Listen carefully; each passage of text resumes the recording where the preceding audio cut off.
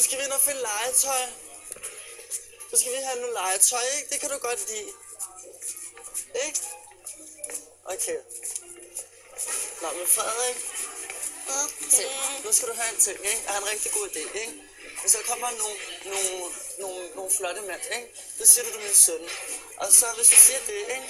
Så giver jeg dig alt det legetøj, du vil. Lige hvad du peger på. Og mig og Frederik, vi går op. Så køber vi noget legetøj til ham, så bliver han rigtig glad.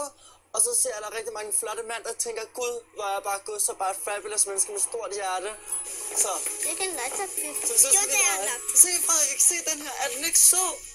Jo. Er den ikke så, den her? Jo. Så der kan sådan en. Ah. Hvorfor ikke, Frederik? Stavsmand. Skud op. Kan du lide sådan noget? Så der lader jeg med som barn. Nå, fint. Hvad med sådan noget sengetøj til min soveværelse? Okay. Hvad med den her? Piløgetøj. Hvad? Han skal ikke piløgetøj.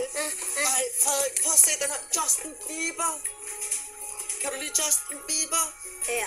Kan du godt lide Justin Bieber? Skal du ikke have sådan en Justin Bieber-pude? Nej. Jeg er her. Frederik. Frederik. Hey, her er Skylancer. Det her. Okay, men hvad handler det om, Frederik? Og vi skal nu tage den til den her. Okay. Skylands Dungeon. Okay, er du klar? Okay, så er det min tur. Okay, Pokémon. Det er Pokémon. Nå, okay. Altså, så bliver han helt vildt fornærmet, fordi jeg siger Pokémon. Men det er ligesom det, jeg kan huske fra min barndom, ikke? Det var Pokémon.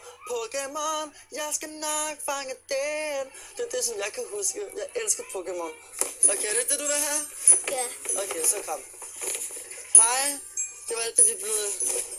Det var det sidste, vi skulle have. Ja. Til Skylands Dungeon. Jeg er en god far. Silje er en god far. Så siger jeg en god ven. Jeg siger til Frederik, han skal sige til ekspedienten, at han er en god far eller en god ven, men han nu rammer fuldstændig, du ved, ikke? Jeg passer på ham i dag, så skal han få alt det, hvad han vil have. Er det ikke? Jeg forkæler ham rigtigt.